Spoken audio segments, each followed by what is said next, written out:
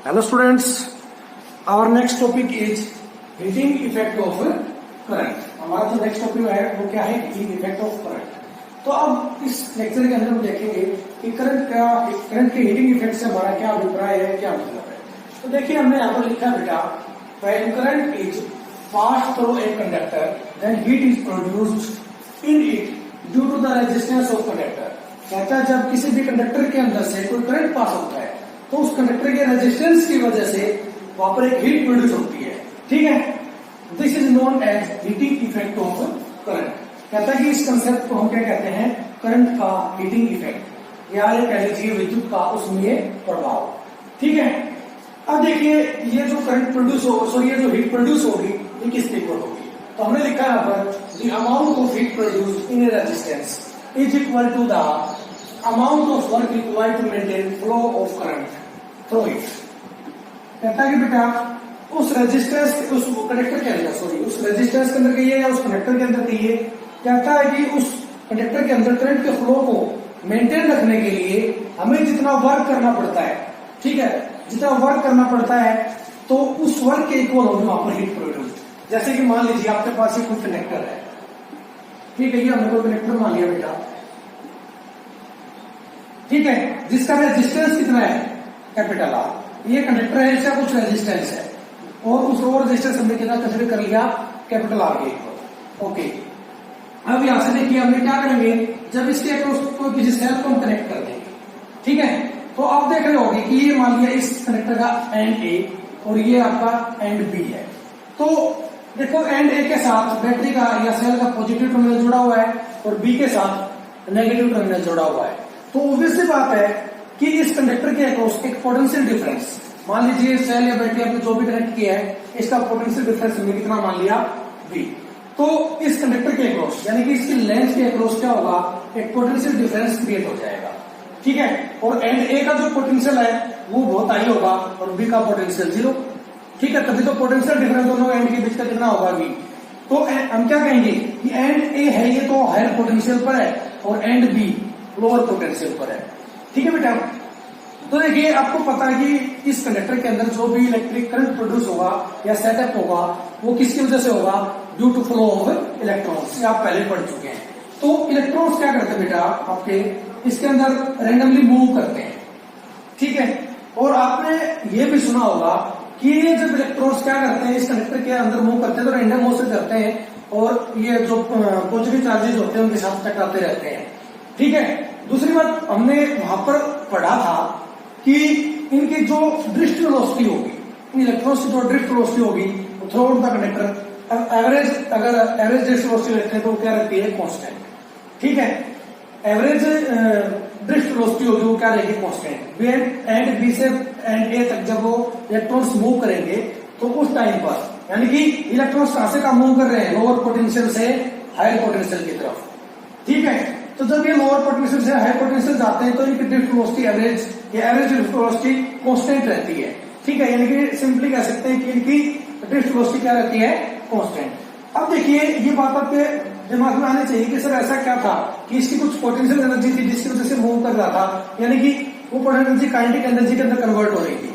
तो जब ये क्या करेंगे, जब ये क्रॉस लोअर पोटेंशियल से हायर पोटेंशियल जाएंगे तो इनकी जो पोटेंशियल एनर्जी है वो डिक्रीज होगी।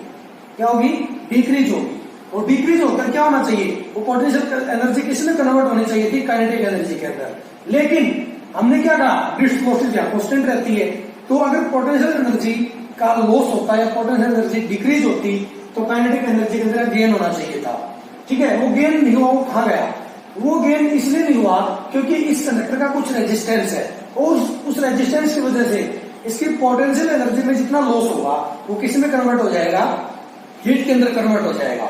ठीक है, तो देखो बेटा ऑब्वियस सी बात है कि जब एक इलेक्ट्रॉन को या किसी एक चार्ज को या यूनिट चार्ज को जब इस लोअर पोटेंशियल से हायर पोटेंशियल पर ले जाने के लिए हमें क्या करना पड़ेगा, कुछ वर्क करना पड़ेगा। क्योंकि हम क्या कर रहे हैं, लोअर पोटेंशियल से हायर पोटेंशियल जा रहे हैं, तो इस चार्ज के अपने को क्या करना पड़ेगा, इसको ड्रिफ्ट कराने के लिए कुछ वर्क करना पड़ेगा और वो वर्क डन किसके इक्वल होगा, हीट प्रोड्यूस के इक्वल होगा। ठीक है, तो आई थिंक बात को समझ में आ गई जो हमने आपको बताया। ओके, अगर अभी आपको समझ नहीं आई तो एक बार इसको रिपीट करके देख ले। फिर आपको अच्छे से समझ आ जाएगा। ओके बेटा, आप देखिए, let current I is pass through a conductor of resistance R for time t by applying a potential difference V across it. कहता मान लीजिए कंडक्टर है, ठीक है, इस कंडक्टर के अक्रॉस क्या हो रहा है, आई करंट पास हो रहा है, और इस कंडक्टर का जो रेजिस्टेंस है वो कितना है, कैपिटल आर। ठीक है, क्या करते हैं, इस कंडक्टर के अक्रॉस जब हम कोई पोटेंशियल का सोर्स यानी कि कोई बैटरी या सेल कनेक्ट करते हैं तो इसके अंदर आई करंट प्रोड्यूस होता है। ठीक है, और इसका रेजिस्टेंस कितना है इस कनेक्टर का, कैपिटल आर। कहता है कि मान लीजिए इसके अंदर हम टी टाइम के लिए करंट फ्लो करवाते हैं तो क्या होगा, amount of charge pass through the conductor in time T is. तो कहता है कि इस कंडक्टर के अंदर उस टाइम टी के अंदर यानी जितनी टाइम के लिए हमने उसको बैटरी से कनेक्ट रखा है उस टाइम टी के लिए इसके अंदर से कितना चार्ज पास होगा। तो देखिए, आपको पता है कि करंट किसके इक्वल होता है, चार्ज पर यूनिट टाइम, है ना। सॉरी, जो इलेक्ट्रिक करंट है वो डायरेक्टली किस पे डिपेंड करेगा, चार्ज पे। तो आपको चार्ज निकालोगे तो क्या करो, टी को इधर ले आओ तो क्या हो जाएगा, Q is equal to I into t. तो हमने डायरेक्ट यहाँ पर लिखा है Q is equal to I into t. मान लीजिए आपकी क्या इक्वेशन नंबर 1। ठीक है, अब बेटा अपने को वो वर्क डन निकालना है यानी कि वो हीट प्रोड्यूस निकालनी है जो इस चार्ज को लोअर पोटेंशियल से हायर पोटेंशियल तक लाने के लिए हमें करना पड़ा। तो हमने लिखा यहाँ पर work done for transferring this charge is. कहता है कि इस चार्ज को ट्रांसफर करने के लिए हमें वर्क कितना करना पड़ेगा, वो वर्क किसके इक्वल होगा, वर्क डब्ल्यू इज, वो वर्क कितना मान लिया हमने डब्ल्यू है। ठीक है, तो हमने लिखा इधर आगे डब्ल्यू इज इक्वल टू में work done to transfer unit charge यानी कि यूनिट चार्ज को लोअर पोटेंशियल से हायर पोटेंशियल तक लाने के लिए कितना काम करना पड़ेगा। उस वर्क को अगर मैं इस नेट चार्ज को से मल्टीप्लाई कर दूं तो वो नेट वर्क डन आ जाएगा जो इस चार्ज को लोअर पोटेंशियल से हायर पोटेंशियल तक लाने के लिए हमें करना पड़ा है। ठीक है, फिर से देखिए बेटा, मान लीजिए आपके पास कुछ यूनिट चार्ज है। ठीक है, नेट चार्ज तो कितना पास करवाना अपने को, क्यों, लेकिन हमने पहले क्या डिसाइड किया कि यूनिट चार्ज को यानी कि किसी सिंगल चार्ज को हमें बी से ए लेकर आना है, लोअर पोटेंशियल से हायर पोटेंशियल लाना है। तो उस यूनिट चार्ज को हायर पोटेंशियल पर लाने के लिए या लोअर पोटेंशियल से हायर पोटेंशियल तक लाने के लिए भी अपने को कुछ वर्क करना पड़ेगा। उस वर्क को अगर मैं चार्ज से मल्टीप्लाई कर दूं, यूनिट चार्ज को बी से ए लाने में जितना काम हमें करना पड़ा उस काम को अगर मैं क्यू से मल्टीप्लाई कर दूं तो नेट वर्क डन आ जाएगा कि इस क्यू चार्ज को बी से ए लाने में कितना वर्क करना पड़ा। ठीक है, अब देखो बेटा, हमें कहां से कहां जा रहे हैं, लोअर पोटेंशियल से हायर पोटेंशियल। आपको पता ना कि एंड ए का पोटेंशियल कितना होगा बी और बी का कितना होगा 0, यानी 0 से बी पोटेंशियल पर लेकर आ रहे हैं। तो हमें ऑब्वियसली बात है कि उस यूनिट चार्ज को बी से ए लाने के लिए इस पोटेंशियल डिफरेंस के बराबर यानी कि वी के इक्वल हमें काम करना पड़ेगा। ठीक है, अगर बी से काम हम करेंगे तो उस बी से ए पर ला ही नहीं पाएंगे उसको, तो कम से कम अपने को कितना वर्क करना पड़ेगा, इस पोटेंशियल डिफरेंस के बराबर या बैटरी के पोटेंशियल के इक्वल हमें काम करना पड़ेगा। ठीक है, फिर से समझिए, उस यूनिट चार्ज को बी से ए लाने के लिए अपने को पोटेंशियल डिफरेंस के इक्वल काम करना पड़ेगा। ठीक है, तो इस वर्क को मैं क्या लिख सकता हूं, तो यूनिट चार्ज को लाने के लिए, यूनिट चार्ज को बी से ए लाने के लिए अपने को कितना काम करना पड़ा, इक्वल टू वी के इक्वल काम करना पड़ा। तो इधर हम क्या लिख देंगे,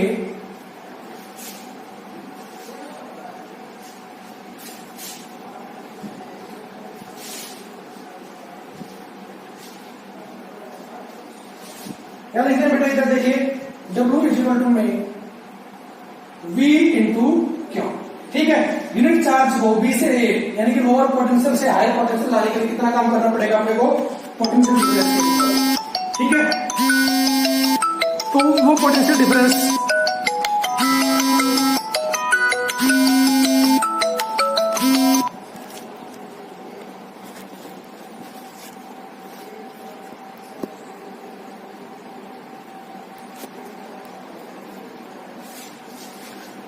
तो वो पोटेंशियल डिफरेंस कितना है यहाँ पर V।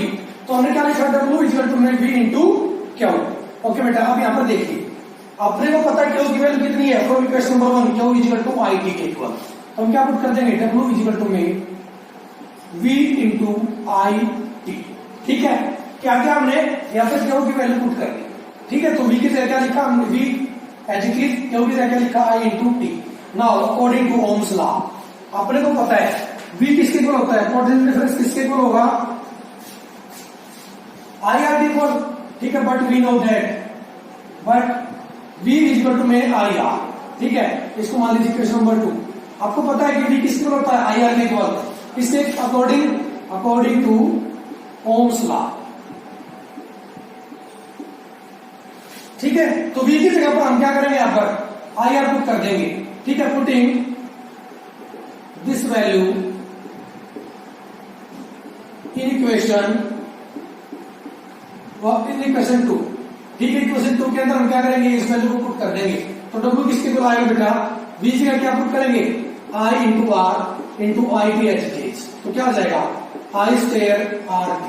ठीक है, I into I square R H T H T, क्या बन गया, W इक्वल टू में I स्क्वायर R T। ठीक है, ये हो गया आपकी इक्वेशन नंबर 3। अभी देखो थोड़ी देर पहले हमने क्या कहा था कि बेटा इस Q चार्ज को B से A लाने के लिए जितना वर्क हमें करना पड़ेगा वो किसके इक्वल होगा, हीट प्रोड्यूस के इक्वल। ठीक है, but here work done is equal to heat produced, किसके इक्वल होगा, हीट प्रोड्यूस के इक्वल होगा। ठीक है, तो W की जगह क्या लिख देंगे हम, X इक्वल टू में I square R T। H का यहाँ पर हीट प्रोड्यूस्ड। ठीक है, तो W से हमने क्या लिखा है यहाँ पर H, तो क्या होगा H इक्वल टू में I स्क्वायर R T। ठीक है, now we also know that, इधर लिख रहा हूं मैं, इधर V इक्वल टू में IR। We also know that V equal to में IR। ठीक है, अगर अपने को I निकालना है यहां से तो क्या हो जाएगा बेटा, therefore I इक्वल टू में V बाई R। करंट किसके बल आ गया, V बाई R के। तो चाहे क्या कीजिए यहां पर, इसको कह दीजिए इक्वेशन नंबर 4। ठीक है, इस वैल्यू को I की जो वैल्यू इसको यहां पर इक्वेशन 4 के अंदर पुट कर दो, क्या आ जाएगा, H इक्वल टू में क्या देखिए I स्क्वायर यानी कि I का स्क्वायर, I की वैल्यू कितनी है, V बाई R, तो V बाई R का स्क्वायर इंटू में R इंटू में T। इस वैल्यू को बेटा आप यहां पर पुट कर सकते हो हमारी इस इक्वेशन के अंदर, इक्वेशन नंबर 2 के अंदर। ठीक है, यहां पर भी I की वैल्यू पुट करोगे, I की value V by R put करोगे तो वही चीज आएगी जो यहां से आएगी। ठीक है, तो क्या बन जाएगा इधर से V स्क्वायर अपॉन में R स्क्वायर इंटू में R इंटू T। एक R से एक R कैंसिल आउट, क्या बन गया, H इक्वल टू में V square by R into में T। ठीक है, V square by R into T। ठीक है, तो ये क्या आ गया हमारी हीट प्रोड्यूस के लिए, जो हीट हमने प्रोड्यूस की है उसके लिए दूसरी इक्वेशन आ गई, क्या ये है, V square by R into T। इसको कह दीजिए इक्वेशन नंबर 5। तो हमारे पास यहाँ पर दो इक्वेशन आई हीट प्रोड्यूस के लिए, क्या क्या, H इक्वल टू में I स्क्वायर R T, और दूसरी इक्वेशन क्या आई, V square by R into T के इक्वल। ओके बेटा, इसके बाद आता है जूल्स लॉ ऑफ हीटिंग। ठीक है, अब देखेंगे कि जूल्स लॉ ऑफ हीटिंग क्या है। हमने लिखा है यहाँ पर अकॉर्डिंग टू इट, यानी कि इस लॉ के अनुसार, जूल्स लॉ ऑफ हीटिंग के अनुसार, one current I is passed, one current I, ठीक है, is passed through a register R 4 times T। ठीक है, कहता है कि मान लीजिए कोई कंडक्टर है जिसका रेजिस्टेंस कितना है, R। ठीक है, और कहता है कि उस कंडक्टर के अंदर से T टाइम के लिए कुछ करंट I पास हो रहा है, then heat produced in it means, तो कहता है कि जब वहां पर हीट प्रोड्यूस होगी तो वो किसके इक्वल होगी। हमने लिखा है यहाँ पर heat produced is directly proportional to square of current, या H is directly proportional to I square. ठीक है, यानी कि जो हीट प्रोड्यूस होगी वो करंट के स्क्वायर पर डिपेंड करेगी। ठीक है, स्क्वायर पे डिपेंड करने का मतलब क्या है, अगर करंट को हम 2 टाइम्स कर देंगे तो हीट 4 टाइम्स हो जाएगी।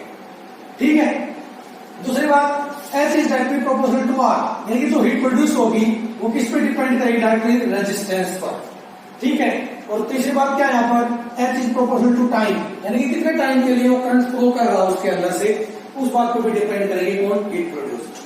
अगर इन तीनों इक्वेशंस को मैं कंबाइन कर दूं तो यहां से क्या बन जाएगा, H is proportional to I square R T। ठीक है, क्या बन गया, H is directly proportional to I square R T।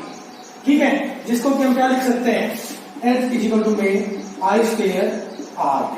ठीक है, तो ये क्या आ गया आपके लिए, जूल्स लॉ ऑफ हीटिंग। ठीक है, इसलिए इस इक्वेशन को हम क्या कर सकते हैं, जूल्स लॉ ऑफ हीटिंग। ठीक है। एच क्या है यहाँ पर हीट प्रोड्यूस, आई क्या है करंट, आर क्या है रेजिस्टेंस ऑफ कंडक्टर, टी क्या है यहाँ पर क्या है। ठीक है, तो ये क्या था आपके लिए joules law of heating. Okay बेटा, इसके बाद आता है क्या इलेक्ट्रिक पावर। इलेक्ट्रिक पावर क्या होता है देखिए, electric power for an appliance is the rate at which work is required to be done for maintaining the flow of current. कहता है कि किसी भी अप्लायंस के अक्रॉस या किसी भी कंडक्टर के अक्रॉस हम क्या करते हैं, कोई सोर्स ऑफ ईएमएफ या बैटरी को हम कनेक्ट कर देते हैं, तो उस अप्लायंस के अंदर से या उस कनेक्टर के अंदर से चार्जेस के फ्लो को मेंटेन रखने के लिए, ठीक है, किसी पर्टिकुलर टाइम ऑफ इंटरवल के लिए हमें क्या करना पड़ेगा, या उस सेल को क्या करना पड़ेगा, कुछ वर्क करना पड़ेगा। तो जिस रेट से उस सेल को या उस बैटरी को वो वर्क करना पड़ेगा, उस रेट को हम क्या कहेंगे, पावर। देखिए फिर से एक बार रिपीट कर रहा हूं, कहता है बेटा मान लीजिए ये कोई अप्लायंस है ए बी, या अप्लायंस कहिए या कनेक्टर कहिए, इस कनेक्टर के अंदर से चार्जेस के फ्लो को मेंटेन रखने के लिए इस सेल को या बैटरी को जिस रेट से वर्क करना पड़ेगा, उस रेट ऑफ वर्क को हम क्या कहेंगे, पावर। तो सिंपली आप क्या लिख सकते हो इसको, पावर इज इक्वल टू में work done per unit time, यानी कि that is P is equal to में डब्ल्यू बाई टी। ठीक है, अब मान लीजिए if current I is pass through an appliance of resistance R, कहता है कि मान लीजिए कोई रेजिस्टेंस अप्लायंस है, उसके अंदर से कुछ करंट पास हो रहा है आई फॉर टाइम टी, कितने टाइम के लिए, टी टाइम के लिए, by applying a potential difference V across it. जब हम क्या करते हैं उसके अक्रॉस कोई सोर्स ऑफ ईएमएफ जिसका पोटेंशियल डिफरेंस कितना मान लिया हमने वी, कनेक्ट कर देते हैं। ठीक है, then work done for it, तो कहता है कि उसके लिए वर्क डन कितना होगा, वर्क डन के लिए सबको पता क्या होती है, W इज इक्वल टू में वी आई टी। ठीक है, थोड़ी देर पहले ही हमने पढ़ी थी W इज इक्वल टू में वी आई टी के इक्वल। ओके, तो हमने क्या निकाला था, पावर, पावर किसकी इक्वल होगी, work done per unit time, जैसा कि हमने वहां पर बताया। ठीक है, तो यहां से देखिए W की वैल्यू में यहाँ पर पुट कर दूं, यानी वर्क डन की वैल्यू यहाँ पर पुट करूंगा तो क्या आ जाएगा, यहाँ से P इज इक्वल टू में V I t upon t, t से टी कैंसिल आउट, क्या बन गया, P इज इक्वल टू में वी आई। ठीक है, ये क्या आ गया आपकी इक्वेशन नंबर 1। ठीक है, अब मैं इसको यहां से रख कर रहा हूं, एक बार नोट कर लीजिए इसको सभी।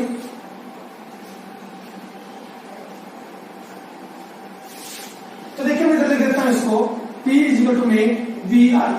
ठीक है, ये क्या आ गया इक्वेशन नंबर 1। नाउ अगर इसकी बात की जाए कि पावर की यूनिट क्या होती है, तो हमने लिखा T SI unit of power is what. Power की जो SI यूनिट होती है वो क्या होती है, वाट। अगर आपसे पूछा जाए कि किसी भी अप्लायंस की जो पावर है वो 1 वाट कब होगी, तो क्या लिखें, if V is equal to में 1 वोल्ट, अगर पोटेंशियल डिफरेंस कितना हो 1 वोल्ट, करंट कितना हो 1 एम्पियर। ठीक है, अगर I इज इक्वल टू में 1 एम्पियर और V इज इक्वल टू में 1 वोल्ट, देन पावर कितनी होगी 1 वाट के इक्वल। ठीक है, तो 1 वाट इज इक्वल टू में 1 वोल्ट इंटू 1 एम्पियर। ठीक है, इसका मतलब क्या हुआ, इसका मतलब ये हुआ अगर किसी अप्लायंस के अक्रॉस अगर 1 वोल्ट पोटेंशियल डिफरेंस अप्लाई करें और उसके अंदर 1 एम्पियर करंट सेटअप हो जाए, तो उस अप्लायंस की पावर कितनी होगी 1 वाट। ये चीज हमने आपको लिखी भी है, hence power of an appliance is said to be 1 watt. कहते हैं किसी अप्लायंस की, किसी भी इंस्ट्रूमेंट की पावर को हम 1 वाट कब कहेंगे, if 1 ampere of current begin to flow through it when potential difference of 1 volt is applied across it. कहता है कि जब उसके अक्रॉस, उस अप्लायंस इंस्ट्रूमेंट के अक्रॉस अगर हम 1 वोल्ट का पोटेंशियल डिफरेंस अप्लाई करते हैं और उसके अंदर 1 एम्पियर का करंट प्रोड्यूस होना या सेटअप हो जाता है, तो उस अप्लायंस की पावर को हम क्या कहेंगे 1 वाट। ठीक है, उस अप्लायंस के इंस्ट्रूमेंट की पावर को हम कितना कहेंगे 1 वाट। ठीक है, तो अभी आपको यहां पर क्या करनी है, इक्वेशन 1 को यहां पर आपको याद रखना है। तो बेटा देखिए अब हमने क्या किया, इक्वेशन 1 को यहां पर लिख दिया, P इज इक्वल टू में वी आई। ठीक है, now according to Ohm's law we know that P is equal to में आई आर। ठीक है, V की जगह आप पुट कर देंगे इस इक्वेशन में आई आर। जब इक्वेशन में V की जगह आई आर पुट करेंगे तो क्या आ जाएगा, P इज इक्वल टू में आई आर इंटू में आई। ठीक है, मल्टीप्लाई कर दो अंदर आई को, तो क्या बन जाएगा, P इज इक्वल टू में आई स्क्वायर आर। ये क्या आ गई अपनी इक्वेशन नंबर 2। अब देखिए यहां से अगर आपको निकालना हो करंट, ठीक है, तो आप कैसे निकालेंगे, I इज इक्वल टू में V बाई आर। ठीक है, आई की जगह क्या पुट कर देंगे यहाँ पर वी बाई आर। इस इक्वेशन के अंदर इक्वेशन नंबर 1 के अंदर इक्वेशन 1 में हम क्या करेंगे, आई की जगह पर वी बाई आर पुट कर देंगे। तो इक्वेशन 1 क्या बन जाएगी, P इक्वल टू में V इंटू में V by R, that is P equal to में V स्क्वायर बाई आर। एक इक्वेशन हमारे पास ये आ गई, इसको कह दिया हमने इक्वेशन नंबर 3। अब बेटा इन दोनों इक्वेशन को ध्यान से देखिए। इक्वेशन 2 के अंदर जब आप देखेंगे तो जो पावर है ना वो रेजिस्टेंस का डायरेक्टली प्रोपोर्शनल है, जबकि इक्वेशन 3 के अंदर जो पावर है वो रेजिस्टेंस का इनवर्सली प्रोपोर्शनल है। तो यहाँ पर बड़ा कंफ्यूजन होता है कई बार बच्चों को कि हम कौन सी इक्वेशन हम यूज करें, सेकंड को कहाँ यूज करना है, थर्ड को कहाँ यूज करना है। तो हमने देखो यहाँ पर लिखा बेटा, देखिए सेकंड का हम कहाँ यूज करेंगे पहले मैं आपको एक बार बता रहा हूँ। देखो जहां पर करंट कांस्टेंट हो, जहां पर करंट कांस्टेंट हो उस तब वहां पर हम इक्वेशन नंबर 2 का यूज करेंगे, ठीक है। और करंट कांस्टेंट कब होता है, जब अप्लायंसेस किसमें जुड़े हो, सीरीज में, ठीक है। और जब अप्लायंसेस पैरेलल में जुड़े हो, यानी कि जब पोटेंशियल डिफरेंस कांस्टेंट हो, जब पोटेंशियल डिफरेंस कांस्टेंट हो तो हम इक्वेशन नंबर 3 का यूज करेंगे। और जो अप्लायंसेस है, सॉरी, पोटेंशियल डिफरेंस कांस्टेंट कब होगा, जब अप्लायंसेस पैरेलल में जुड़े हुए, ठीक है। तो ये चीज हमने नीचे लिखी है, हमने लिखा है equation number 2, power is directly proportional to resistance. Second equation के अंदर जो पावर है वो रेजिस्टेंस का डायरेक्टली प्रोपोर्शनल है। And equation number 3, 3 number equation में power is inversely proportional to resistance, जो पावर है वो रेजिस्टेंस का इनवर्सली प्रोपोर्शनल होगी। So the relation P is equal to में I स्क्वायर R, यानी कि इक्वेशन नंबर 2, ठीक है, यही हमारी इक्वेशन नंबर 2। तो कहता है कि रिलेशन है, सेकंड इक्वेशन जो है is used when current through a number of appliances is से, कहता है कि जब बहुत सारे अप्लायंसेस के अंदर से सेम करंट पास हो रहा हो तो हम इस इक्वेशन का या इस रिलेशन का यूज करेंगे। और when they are connected in series, या सिंपली हम क्या कह सकते हैं, जब अप्लायंसेस किसमें जुड़े हो, सीरीज में। क्यों, क्योंकि सभी अप्लायंसेस के अंदर से करंट कांस्टेंट कब होगा, जब वो सभी अप्लायंसेस किसमें जुड़े होंगे, सीरीज में, ठीक है।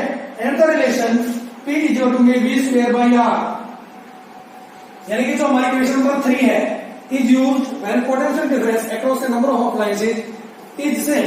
कहता है कि इस रिलेशन का यूज हम तब करेंगे जब बहुत सारे अप्लायंसेस के अंदर से पोटेंशियल डिफरेंस क्या हो, सेम हो। और बहुत सारे अप्लायंसेस के अंदर से पोटेंशियल डिफरेंस सेम कब होगा, जब वो एक दूसरे के साथ पैरेलल में जुड़े हुए हो। तो हमने लिखा और when they are connected in parallel, या वो एक दूसरे के साथ किसमें जुड़े हो, पैरेलल के अंदर। अब देखिए बेटा, इन हाउस सप्लाई, हमारे घर के अंदर appliances are used in parallel, जितने भी अप्लायंसेस होते हैं सारे पैरेलल में कनेक्टेड होते हैं, ठीक है। That's why they are rated for constant voltage. तो हम क्या कहते हैं, हम क्या कह सकते हैं कि ये सारे के सारे अप्लायंसेस जो हमारे घर में वर्क करती है, काम करती है, वो किस पे करते हैं बेटा, कांस्टेंट वोल्टेज पर काम करती है। किस पे करती है, कांस्टेंट वोल्टेज पर। मान लीजिए आपने देखा होगा ना सभी अप्लायंसेस के ऊपर रेटिंग होती है, ठीक है। उसको ज्यादा डिटेल में तो हम नेक्स्ट लेक्चर में करेंगे, लेकिन आपको देखा होगा ना कोई लिखा रखा होता है वहां पर 50 वाट, 220 वोल्ट, कुछ इस टाइप से कुछ भी हो सकता है, यानी कि, ठीक है। तो मान लीजिए if PR is rated power for an appliance, कहते हैं मान लीजिए कि अप्लायंस पर जो पावर रेटेड है, यानी पावर उस पर दी गई है, वो कितनी मान लिया हमने PR फॉर वोल्टेज VR, कब वो पावर PR कब कंज्यूम करेगा, जब उस पर हम VR वोल्टेज अप्लाई करेंगे। Then its resistance R is, तो रेजिस्टेंस R किसके इक्वल होगा। अब देखो बेटा किसकी बात हो रही है, हमारे घर के अप्लायंसेस की बात हो रही है। घर के अप्लायंसेस किसमें जुड़ी होती हैं, पैरेलल में। तो कौन से रिलेशन का यूज करेंगे हम, इक्वेशन नंबर 3 का, क्योंकि पैरेलल में जुड़ी होती है ना। तो फिर किसका यूज करना था, इक्वेशन 3 का, ठीक है। तो इस इक्वेशन से हम क्या निकालेंगे, रेजिस्टेंस। P की जगह हम क्या लिखेंगे, यहाँ पर देखिए PR, ठीक है, क्योंकि रेटेड पावर, यानी कि उस अप्लायंस पर जो पावर की रेटिंग दी गई, यानी कि कितना लिखा गया है, ठीक है। रेटेड वोल्टेज कितनी है, हमने किधर देखो, ये मैंने लिखा था 50 वोल्ट, यानी कि पावर है 50 वाट और 220 वोल्ट। 50 वाट का क्या मतलब है कि अगर उस अप्लायंस को 220 वोल्ट अप्लाई करेंगे, ठीक है, तो वो कितनी पावर कंज्यूम करेगा, 50 वाट। समझ में आएगा। तो यहाँ पर वो पोटेंशियल है VR जो उस बल्ब पर, उस अप्लायंस पर रेटेड है, ठीक है। तो इस V के जगह आप कर देंगे इंटू नहीं है, इसके बिल्कुल बॉटम पे है, तो क्या हो जाएगा, V स्क्वायर अपॉन में R। अपने को क्या चाहिए बेटा, रेजिस्टेंस, ठीक है, R चाहिए। तो क्या करेंगे, इस R को इधर ले आओ और सिर्फ VR को इधर ले जाओ, तो क्या बन जाएगा, R इज इक्वल टू में VR का स्क्वायर अपॉन में PR, ठीक है। ये जो इक्वेशन आई हमारी इक्वेशन नंबर 4, इस रिलेशन की हेल्प से हम क्या निकालेंगे, हमारे घर की किसी भी अप्लायंस का अपने क्या निकालना हो, रेजिस्टेंस निकालना, तो आप इस फॉर्मूले का यूज करेंगे। ठीक है, हमारे अपने घर के अप्लायंस चाहिए या जब अप्लायंस टीवी सुने हो पैरेलल में। और अब बात करें कि अगर उस टाइम पर वो अप्लायंस मैक्सिमम करंट कितना कंज्यूम करेंगे, ठीक है, तो उसको क्या लिखेंगे, maximum current which can be tolerated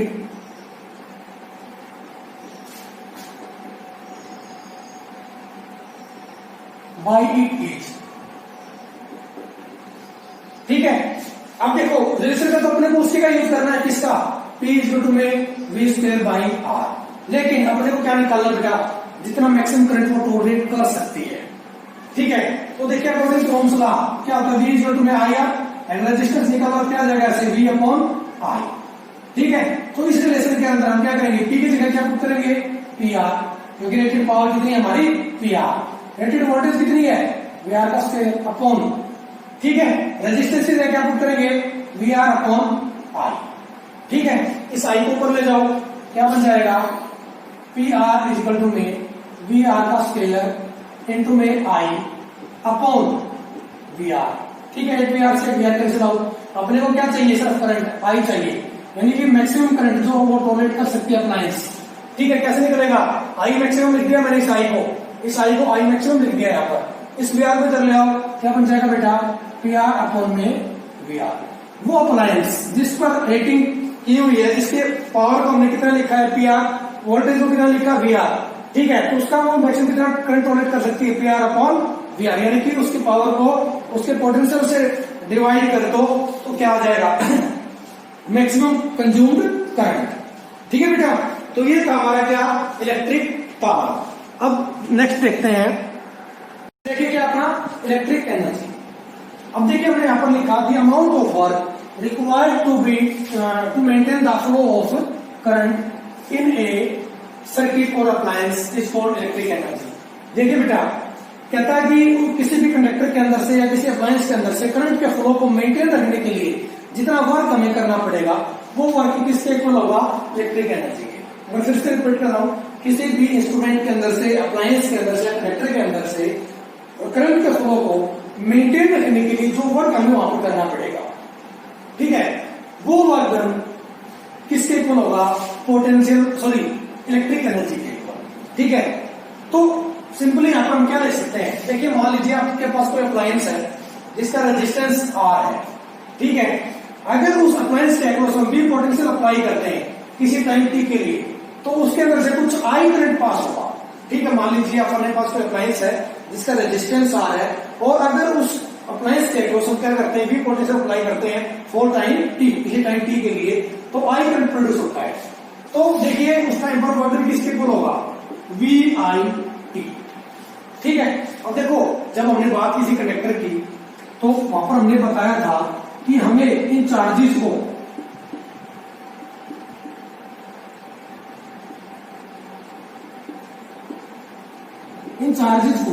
lower potential से हायर पोटेंशियल तक लाने के लिए कुछ वर्क करना पड़ेगा, किसके अगेंस्ट, पोटेंशियल डिफरेंस के अगेंस्ट।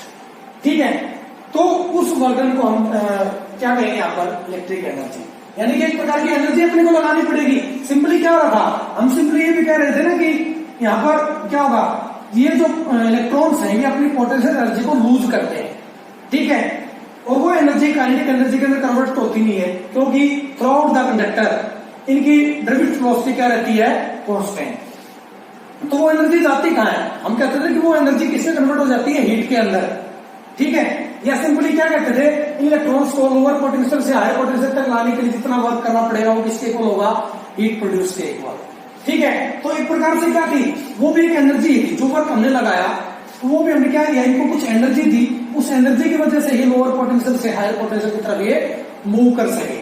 ठीक है, तो ये कहिए यहाँ पर जो एनर्जी का लॉस होता है, यानी कि एनर्जी का लॉस का मतलब है एनर्जी कंज्यूम होती है इसको लोअर पोटेंशियल से हायर पोटेंशियल तक लाने के लिए।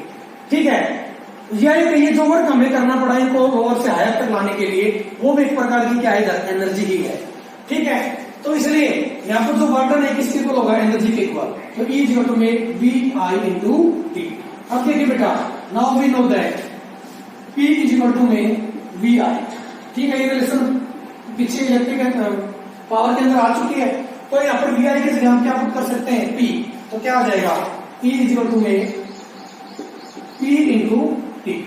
ठीक है, तो इस रिलेशन को हम क्या कर सकते हैं, डिफाइन कर सकते हैं। हमने क्या लिखा है यहाँ पर, इलेक्ट्रिक एनर्जी कंज्यूम और used by an appliance is equal to the product of its power and time for which the appliance is used. कहता है कि अगर मान लीजिए किसी भी अप्लायंस की जो पावर है वो कितनी है, P, और उसको किसी टाइम T के लिए यूज किया जाए, तो एनर्जी कंज्यूम किसके ऊपर होगी, उस पावर के और टाइम के। ठीक है, जितनी पावर का वो इंस्ट्रूमेंट है और जितने टाइम के लिए उसका यूज किया गया है, उन दोनों का अगर मल्टीप्लाई कर देंगे हम, तो क्या आ जाएगा हमारे पास इलेक्ट्रिक एनर्जी। इलेक्ट्रिक एनर्जी की यूनिट क्या होती है, तो हमने लिखा है यहाँ पर ऐसा unit of electric energy joule. Electric energy की ऐसा यूनिट क्या होती है, जूल। अब देखिए, आपको पता है कि एनर्जी की रिलेशन हमारी क्या आई थी, E इज इक्वल टू में P into T, power into में टाइम। तो अगर यहाँ से आपको पूछा जाए कि 1 जूल किसके इक्वल होगा, तो अगर क्या करें, कोई 1 वाट का अप्लायंस इंस्ट्रूमेंट ले लें और उसको 1 सेकंड के लिए यूज करें, तो 1 वाट का अप्लायंस इंस्ट्रूमेंट 1 सेकंड के अंदर जितनी एनर्जी यूज करेगा वो कितनी होगी, 1 जूल। अगर किसी भी 1 वाट के इंस्ट्रूमेंट को 1 सेकंड के लिए यूज किया जाता है, किसी भी 1 वाट के इंस्ट्रूमेंट को, यानी कि ऐसा इंस्ट्रूमेंट जिसकी पावर कितनी है 1 वाट, अगर उसको 1 सेकंड के लिए यूज किया जाता है, तो वो 1 सेकंड में कितनी एनर्जी यूज करेगा, 1 जूल। ठीक है, ओके। अब बात आती है कि इसकी अदर यूनिट्स क्या होगी, तो हमने लिखा the commercial unit of electric energy is kilowatt hour.